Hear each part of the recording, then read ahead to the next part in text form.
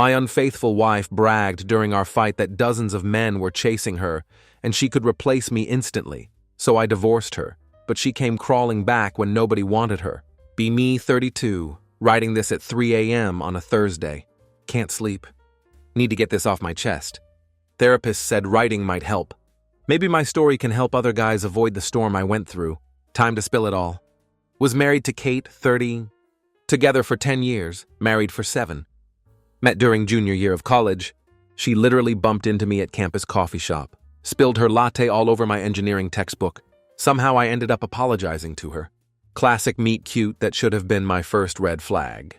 Kate was this gorgeous psychology major. Half the campus wanted to date her. Long auburn hair, hazel eyes, always dressed like she just stepped out of a fashion magazine. Still remember my roommate's jaw dropping when I first brought her over. Dude, how did you land her? Real confidence booster, thanks man. Always been a straightforward kind of guy. Grew up in working class family. Dad taught me value of hard work. Put myself through college doing construction in summers, sweating my life away carrying lumber and pouring concrete, while classmates had cushy office internships. Built character though. And muscle. 6'3", 215 pounds. Always made time for gym, even during finals week. Not trying to brag. Can bench 285 for reps. Deadlift 415. Physical fitness always been important to me. After graduation, landed job in cybersecurity architecture. Started at the bottom, worked my way up. Now senior security architect at major tech company. Make good money. Enough for our 3-bedroom house in suburbs of Chicago. And my Mustang GT that Kate always hated. Plus her endless shopping sprees at Nordstrom and Lululemon. First few years of marriage were good. We traveled everywhere. Had tons of fun. We were that couple everyone hated because we seemed perfect. Kate worked as office manager at medical clinic. Made decent money. Nothing compared to what I brought in after promotions. But we were a team. Or so I thought. Looking back now, can see how things started changing around year 4. Small things at first. Kate got really into social media. Instagram, TikTok, all that stuff. Started following all these empowerment accounts. Suddenly everything became a microaggression or emotional labor. If I didn't notice she changed the throw pillows or got highlights, I was not paying attention to her needs. Meanwhile, I'm putting in 60-hour weeks, getting called at 2 a.m. when network gets hit with ransomware attempts, still hitting gym 4 times a week to stay in shape, handling all the yard work, taking her car for maintenance, fixing anything that breaks around house. But God forbid I don't text back within 5 minutes when she's out with friends. The friends were another issue. When we first got together, Kate had this tight group of college girlfriends, normal, fun women with jobs and relationships. But over last 2 years, they all got replaced with new crew from her workout classes. Single women in their late 20s, early 30s, seemed to spend most time complaining about men and encouraging each other to know their worth, which apparently meant expecting royal treatment, while offering nothing in return. Her new bestie, Victoria, was the worst. Divorced 3 times before 35. Always telling Kate things like, "Don't settle," and "he should be grateful to have you." I tried to be cool with them, even hosted barbecues and game nights. Could feel their judgment every time I walked into room. Like being a stable, hardworking guy was somehow boring and pathetic. Red flags kept popping up, but I ignored them like an idiot. Kate started going out more and more with the girls. Thursday. Girls' night became Thursday and Saturday girls' nights. She'd come home at 1 a.m., ignore my texts asking if she was okay, then get mad at me for checking up on her. Bought new clothes way more revealing than usual style. Started wearing makeup even to grocery store. Bedroom situation deteriorated too. Went from 3 to 4 times a week to maybe once every 2 weeks, always with her making it seem like doing me a favor. "I'm tired. I have a headache. I have to be up early." Heard every excuse in book, but somehow had plenty of energy for 6 a.m. workout classes. Still, I kept trying to be good husband. Planned date nights she'd cancel last minute. Bought her gifts she'd return without telling me. Listened to her complain about work drama for hours, while she scrolled through phone anytime I talked about my day. Classic entitled behavior, but I was too busy playing my role to see it clearly. Everything came to head about 2 months ago. That's where this story really begins. Just finished brutal 16-hour day dealing with major security breach. Some script kiddie found 0-day exploit in our firewall. My team and I had been working non-stop, had to patch vulnerability, make sure no sensitive data was compromised, eyes burning from staring at screens all day, back stiff as hell, pounding headache from stress. All I wanted was to come home, maybe eat something, and crash. Texted Kate around 8 p.m., let her know finally heading home. No response. Not unusual lately. Figured she was out with friends again. It was Thursday after all. Sacred Girls' Night. Got home around 9 p.m., heated up some leftover stir-fry, ate it standing at kitchen counter, then crashed on couch. Must have fallen asleep instantly. Next thing I knew, front door was slamming. Kate stomping into living room at 11:45 p.m. Really, Lucas, really? She threw her designer purse on coffee table, hard enough to knock over my water glass. I've been texting you for last hour. Sat up groggy and disoriented. Pulled out phone. 3 texts from her in last 45 minutes. Last one said, hello, are you ignoring me? Sorry, fell asleep. Was up since 5 a.m. dealing with that security breach. Told you about it earlier. Explained while rubbing my eyes. She rolled her eyes so hard. Thought they'd get stuck. Of course work is always more important than me. God forbid you check your phone when your wife needs you. Took deep breath. Tried to stay calm. What did you need, Kate? Is everything okay? No, everything is not okay. She was pacing now, arms waving dramatically. My car was making that weird noise again. Natalie had to give me a ride home. I texted you to come pick me up, but apparently that was too much to ask. The car I'd specifically asked her to take to mechanic. 3 days ago, when she first mentioned noise. The appointment I'd made for her. That she'd skipped because she didn't have time. Sorry about your car. I'll look at it tomorrow. I'm exhausted right now. Can we talk about this in morning? That's when she really lost it. Exhausted? You're exhausted? What about me, Lucas? Do you have any idea how exhausting it is? Being married to someone who's never actually present? Who prioritizes work over his marriage? Who can't even be bothered to answer simple text message? Stood up then, feeling my patience wearing thin. Kate, I was literally preventing our company from losing millions. And potentially having customer data stolen. I'm sorry I couldn't drop everything. Because you ignored car problem I tried to fix earlier this week. She stepped closer, face flushed with anger. This isn't about the car.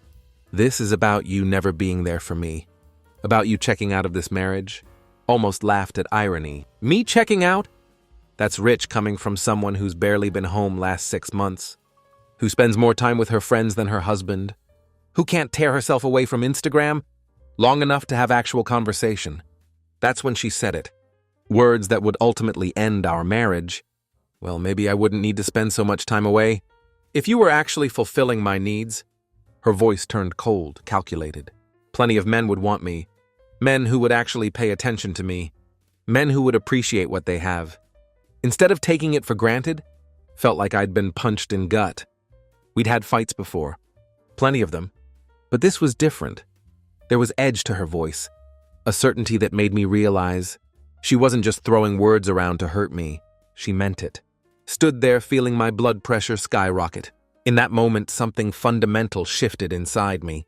Like switch being flipped. Looked at woman standing in front of me. Designer clothes. Perfect makeup even at midnight. Radiating entitlement. Realized she wasn't same person I'd married. Or maybe she was, and I'd just been too blind to see it.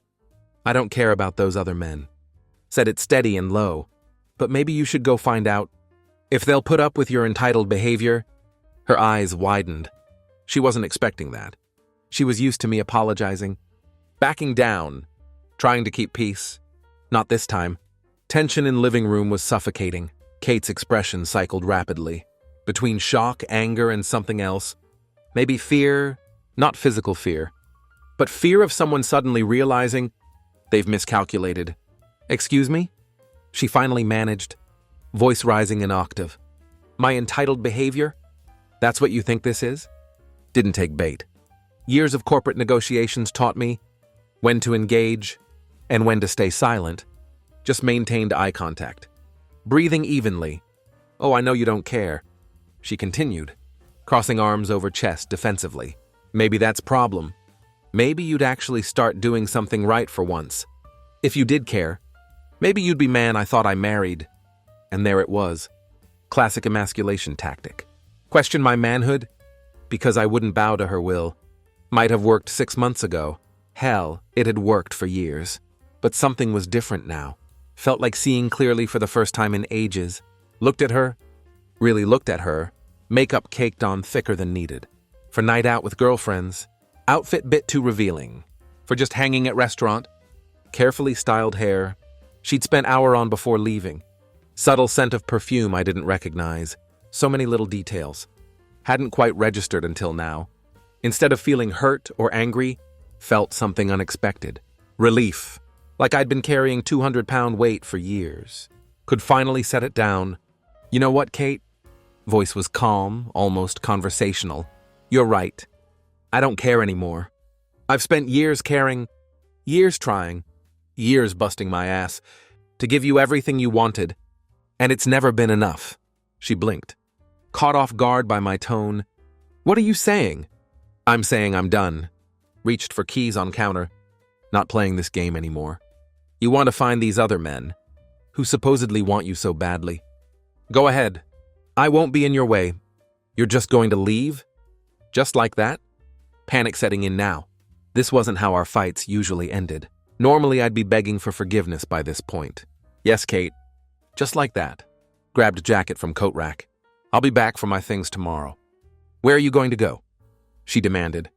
Following me to door, turned to face her one last time. That's not your concern anymore. No dramatic exit. No door slamming. No shouting. Just walked out. Got into my Mustang GT. The one purchase she always complained was too flashy. And drove off into night, as suburban streets gave way to highway. Strange sense of peace washed over me. This wasn't how I'd imagined marriage ending. Not that I'd ever really imagined it ending at all. But now that it was happening, felt almost inevitable. Like we'd been on collision course for years. Finally reached impact point. Checked into hotel near my office. Nothing fancy. Just clean place with decent bed. Expected to lie awake all night. Replaying fight. Questioning my decision. Instead slept better than had in months. Spent next day in weird state of calm productivity. Went to work. Solved couple of complex security issues. Been bugging me for weeks. Hit hotel gym during lunch. Co-workers commented that I seemed different. More focused. More confident. Kate had texted me several times. Are you seriously not coming home? You're being ridiculous. Call me. Fine be that way. I don't care. Classic manipulation tactics. Didn't respond to any of them. After work, decided to grab dinner. At this sports bar near office. Place where a bunch of us tech guys sometimes hang out. Nothing fancy. Just good wings and plenty of TVs showing whatever games are on. Wasn't really in mood for company. Sat at bar instead of main dining area. Was halfway through my burger when someone sat down 2 stools away. Glanced over. Felt jolt of recognition. Couldn't place him at first, but knew I'd seen him before. He ordered water with lemon, then looked over at me, did double take. You're Kate's husband, right? Immediately tensed up. Who's asking? Derek. I work at CrossFit Summit. Now recognized him. One of trainers at gym Kate started going to religiously. About 6 months ago. Claimed it was empowering. Only thing that kept her sane. Cost $250 a month for elite membership. She insisted on, what about it? Kept voice neutral. Even though mind was racing, Derek looked uncomfortable but determined. Moved 1 stool closer, lowered his voice. Look, man, I've seen you drop her off. Pick her up. You seem like decent dude. And there's something you should know. My grip tightened around water glass. I'm listening.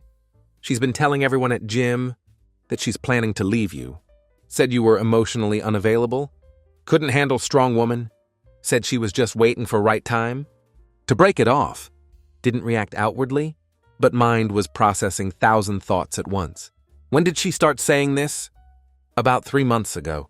Right around when she started getting private sessions. With Tyler? Derek's expression told me everything I needed to know. Tyler was head trainer. Ex-college athlete. Talks big game. Has reputation for targeting married women. They've been hanging out after hours. Not just at gym, if you know what I mean. Final piece clicked into place. Late nights. New lingerie I never saw her wear. Sudden passion for fitness. Coldness toward me. "Why are you telling me this?" asked, keeping voice level. Derek shrugged. "Tyler pulled same thing with my sister last year. Wrecked her marriage, then dumped her 2 months later. When some new challenge walked in, it's his pattern. Gets off on conquering married women, then gets bored. And like I said, you seem like good dude. I appreciate it. Pulled out a 20 to cover my meal. Really, no problem, man. And, she doesn't know I'm telling you this. I'd like to keep it that way. Need this job?" Nodded. This conversation never happened. As drove back to hotel, mind was surprisingly clear. Should have been devastated. Betrayed. Furious. On some level was all those things, but mostly felt vindicated. All those little doubts. All those moments of confusion. They suddenly made sense. What surprised me most was lack of jealousy. Didn't care that she was sleeping with someone else. Cared that she'd lied to my face for months. Made me think I was problem. When she was one betraying our vows, but even deeper than that, new emotion emerging through shock. Determination. Wasn't going to be victim in this story. Not anymore. Didn't confront Kate immediately. That would have been amateur hour. Instead, went tactical. First texted her. Need more time to think. Staying with friend for a while. Her response was telling. Whatever. Take all time you need. No, please come home. No, I miss you. Not even, are you okay? Just annoyed indifference. Next, opened my laptop. Got to work. I'm IT security specialist for reason. Know my way around digital forensics, but didn't even need those skills initially. Kate and I had shared cloud account for family photos and documents. Logged in, noticed automatic photo backup from her phone still active. Found dozens of selfies she'd never shared with me, mirror pics in gym outfits, so revealing they barely qualified as clothes, poses that weren't just showing off fitness progress, some clearly taken in places I didn't recognize, hotel rooms from look of them. Then checked our phone account. We were on family plan that I paid for. Call log showed dozens of long calls to number I didn't recognize, always during her workout times or when I was at work, but real goldmine was our backup cloud. Kate wasn't tech-savvy enough to realize deleted text messages from her phone backup could still be recovered. If you knew what you were doing, and I definitely knew what I was doing, found hundreds of messages. Between her and Coach T, going back nearly 4 months, some choice excerpts. Kate, he has no idea. Thinks I'm at spin class lol. Tyler, his loss. When you coming over today? Kate, soon as he leaves for work. Can stay till 3 this time. Kate, told him I'm going to that work conference next weekend. Tyler, perfect. Got cabin booked. Bring that black thing I like. Kate, he asked why I was being distant. Almost felt bad for second. Tyler, don't. He's not giving you what you need. I am. Kate, when should I do it? Still think I should wait till bonus season. Tyler, smart girl. Get that money. Then drop bomb. Messages got more explicit from there. Won't share those details. But trust me, it was enough to make me sick. This wasn't just physical affair. They were actively plotting, laughing at me, using me, but wasn't just collecting evidence for peace of mind. Had bigger plan. Next pulled our financial records. As primary breadwinner, been depositing checks into joint account for years. Kate worked part-time at medical clinic, but her money mostly went to her self-care. Shopping, spa days, those CrossFit memberships. Discovered she'd been spending over $600 a month on hotel rooms, expensive dinners, and gifts for Tyler, using my money I earned working overtime, to give her life she claimed wasn't good enough. Then did something smart. Called my buddy Chris. Been friends since college. He happened to be best divorce attorney in city. Get ready. He told me after I laid out everything, this is going to get messy, but I'll make sure you come out on top. Chris advised me to document everything. The texts, financial records, timeline. He also suggested I set up cameras in-house, not in private areas. He said that would be illegal. But Illinois is one-party consent state for recordings. Set them up in common areas. Living room, kitchen. If she brings him to your house or admits to affair on camera, it strengthens your case significantly. So that's what I did. Bought some discreet security cameras. Installed them when went to get clothes. While Kate was at yoga, aka Tyler's apartment, according to her text with Natalie, then transferred most of our savings into separate account Kate couldn't access. Not all of it. That would be legally questionable. Just enough to protect myself. Don't touch joint account otherwise, Chris warned. Keep paying bills. Keep everything normal. Don't give her any ammunition. So maintain status quo for 2 weeks. Told Kate I was trying to work through feelings, but needed more space. She seemed almost relieved, which only confirmed what I already knew. Meanwhile, started working out with new intensity, hitting gym every morning at 4:30 a.m., taking frustration out on weights, added 20 pounds to bench press in just those 2 weeks. Started eating clean, got body fat down to 11%, not out of vanity, but because needed to be strong, physically and mentally, for what was coming. Finally, after 15 days of gathering evidence, building my case, and preparing myself, texted Kate, "Coming home tomorrow? We need to talk." Her response was immediate. "Yes, we do. I have something to tell you too." Bet she did. Barely slept night before confrontation. Not from anxiety, but from anticipation. For first time in years, felt in control of my life again. Spent morning reviewing plan with Chris. Went over every possible scenario, every argument she might make, every tactic she might try. "Remember," he said, "she doesn't know what you know. That's your advantage. Let her talk herself into corner. Before you show your hand." At exactly 6:30 p.m. pulled into our driveway. Kate's car was there, along with another I didn't recognize. Interesting.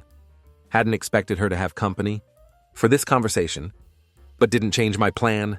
Walked in to find Kate sitting at kitchen table with another woman, Victoria, her toxic bestie. They both had glasses of wine in front of them. Fell silent when I entered. "Lucas?" Kate started, voice practiced and sad. "I'm glad you're here. I asked Victoria to be here for moral support.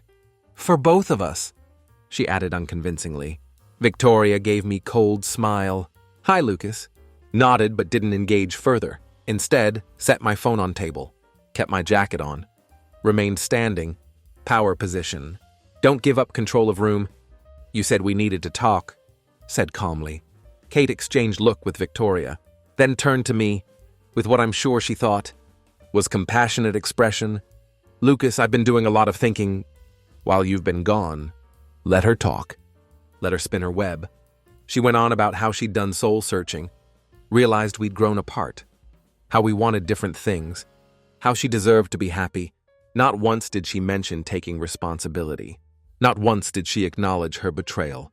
It was all about how I had failed her, how I wasn't emotionally available, how I prioritized work over her. Victoria sat there nodding along, occasionally making small sounds of agreement, supportive chorus to Kate's victim narrative. When Kate finally wound down, she gave me expectant look, waiting for me to either fight back or break down. Instead, did something that caught them both off guard. I smiled. "Are you finished?" asked, voice calm. Kate blinked, confused by my reaction. Yes. I think we should separate, Lucas. It's for the best." "I agree completely," said, "but before we go any further, I think you should know that I know about Tyler." Color drained from her face so fast. It was almost comical. Victoria's eyes went wide. "What?" Kate stammered. Placed my phone on table, opened to text messages I'd recovered. "Your CrossFit instructor. The one you've been sleeping with for last 4 months. The one you've been spending my money on. The one you were with last weekend. When you said you were at work conference." Victoria immediately jumped in. "You've been spying on her? Checking her phone? That's abusive behavior, Lucas." Turned to Victoria calmly. "I haven't touched her phone. These are from our shared cloud account. The one I pay for. The one that automatically backs up her messages. The ones she thought she deleted." Kate switched tactics immediately. Tears sprung to her eyes. "It's not what you think. He took advantage of me. When I was vulnerable. I was lonely, Lucas. You were always working. Save it," said still calm. "I've already talked to Chris Thompson about filing divorce papers. I know about hotel rooms. The gifts? The plans you two were making? To wait until my year-end bonus. Before leaving." Her face changed then. Fake tears dried up instantly. Expression hardened. "You think you're so smart? Fine. I was going to try to be nice about this. But you want to play hardball? I'll take you for everything you've got. Alimony. The house. Your precious car. By time I'm done with you. You'll be living in studio apartment, eating ramen. Just smiled, because that's exactly what I was waiting for. You might want to rethink that strategy, said, pressing button on my phone. TV in our living room turned on. Connected to phone via Bluetooth. Security camera footage from living room played, showing Kate and Tyler together on our couch. Just 3 days ago. Kate's voice on recording. Once divorce is final, we'll sell this place. Buy something better. Lucas will pay for it all. His fault for being such pushover. All these years. Tyler's voice. He has no idea what's coming. Does he? Poor bastard. Her face went white as sheet. Next to her, Victoria looked like she'd seen ghost. I've got hours of these, said calmly. You bringing another man into our home, while I was working to pay mortgage. You discussing how to maximize what you could take from me. Planning it all for months. You can't record me without my knowledge. That's illegal, she sputtered. Actually, I can. Illinois is one-party consent state, and these cameras are in common areas of house that I own and reside in. Chris says hi, by the way. He's very interested in presenting these to judge if you decide to fight dirty. Victoria stood up abruptly. I should go. This is between you two. Funny how quickly support evaporated. When things got real, didn't try stop her. As she grabbed purse, practically ran for door. Once we were alone, Kate's demeanor changed completely. Tears and anger vanished, replaced by cold calculation. What do you want? She asked, voice flat. Clean break? Replied. You sign papers Chris drew up. You get your personal belongings. And your car? I keep house. My retirement accounts. And everything else. No alimony. No lengthy court battle. You walk away, and we never see each other again. And if I don't agree, then we do this hard way. We go to court. I present all this evidence. The texts. The videos. Financial records showing you spending marital assets. On your affair partner. Illinois may be no-fault state, but judges still don't look kindly. On this level of deception and financial misconduct, she was quiet for a long moment, calculating her options. Then tried one last angle. She stood up, stepped toward me, her entire demeanor shifting, anger and coldness melting away, replaced by something soft and vulnerable. Placed her hand on my chest, looking up at me with those hazel eyes. That used to make my heart race. Lucas, baby. We can work this out. I made mistake. Tyler means nothing to me. It was just physical. I still love you. We can go to counseling? Start fresh. Removed her hand firmly but gently. Save it, Kate. That might have worked on old me. Guy who would do anything to keep you happy. He doesn't exist anymore. She stepped back, expression hardening again. Fine. I'll sign your papers. But only because fighting you isn't worth my time. I have better things to do with my life than drag out divorce with someone I don't love anymore. Nodded, not bothering to point out contradiction. With her previous statement, Chris will contact you tomorrow. With paperwork, as turned to leave, planning to go back to hotel for night. She called after me. He's better, you know. In every way that matters. Paused, then looked back at her with genuine pity. I'm sure you think so. For now. Good luck, Kate. You're going to need it. 2 days later, she signed papers. Without fight, Chris said it was cleanest divorce he'd ever handled. No court appearances, no drama. Just signatures on dotted lines. And freedom. Let Kate keep her car. And personal belongings. She didn't fight me on house. Or retirement accounts. She knew she had no leverage. Day she moved out. Didn't even show up. Had my buddy Nick there to make sure she didn't take anything that wasn't hers. According to him, Tyler showed up with his truck to help her move, looking smug entire time. I couldn't care less. Spent that day hiking in mountains, breathing in clean air, feeling lighter with each step. It was over. I was free. Aftermath was best part. About a month after everything was final. Was it gym? Different one. Not CrossFit Summit. When phone buzzed, text from number didn't recognize. Lucas, it's me. Can we talk, please? Almost blocked it immediately. But curiosity got better of me. Replied with single word, "Why?" Response came quickly. Tyler dumped me, said I was too much drama. I have nowhere to go. My parents won't take me in. I lost my job. Can we meet just to talk, please? Turns out Tyler had already moved on to his next married target, 26-year-old Pilates instructor. With wealthy husband, Kate had quit her job at medical clinic to focus on fitness. Tyler's suggestion apparently now had no income. She'd leased expensive apartment. Couldn't afford on her own. Tyler had promised to move in, then bailed, and her toxic friends had abandoned her once she was no longer queen bee. In her relationship, didn't respond to her text. Just blocked number. Went back to my workout, but that wasn't end. She showed up at my house week later, looking nothing like polished, confident woman. I'd been married to... Hair was mess. Designer clothes replaced by sweats. Eyes puffy from crying. "Lucas, please." She said when opened door. I made terrible mistake. I see that now. Everything I had, everything that mattered, I threw it away for nothing. "What do you want, Kate?" Asked, not inviting her in. "Another chance?" She whispered. "I'll do anything. Counseling, whatever you want. I miss our life." "I miss you." Looked at her for a long moment. Part of me, small distant part, felt sorry for her, but mostly felt nothing. No anger, no love, no desire for revenge, just nothing. "No," said simply, "what we had is gone. You killed it. I've moved on, and you need to do same, but I have nowhere to go." She cried, desperation clear in voice. "My landlord is evicting me. My credit cards are maxed out. My parents won't help, unless I move back to Wisconsin. Please, Lucas, I'm begging you." Sighed. "That's not my problem anymore, Kate. You made your choices. Now you have to live with them." Closed door gently but firmly.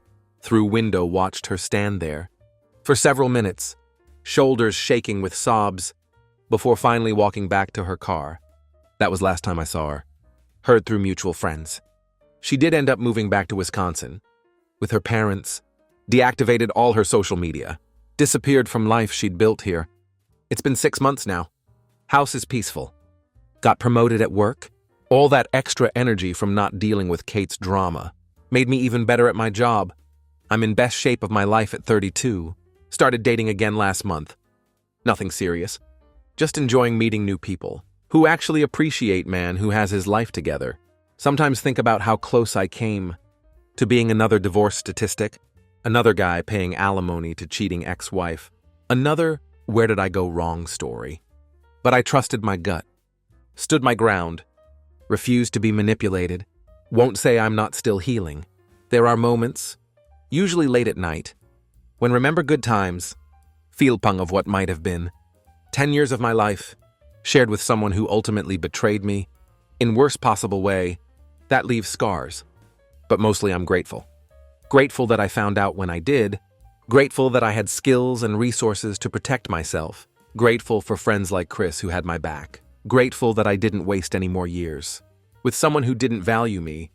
To any guys reading this, who feel something's off in their relationship, trust your instincts. Don't ignore red flags. Never let anyone make you feel like less of a man for expecting basic loyalty and respect. Since so many asked what happened after, Kate indeed working at mall kiosk in Wisconsin, selling phone cases now. Tyler has moved on to victim number 3, or probably number 33 knowing him. Pilates instructor left her husband for him, only to get dumped 3 months later. Karma's fun to watch from distance. Victoria actually reached out to apologize. Said she had no idea how bad it really was. That Kate had lied to her too. Politely accepted her apology.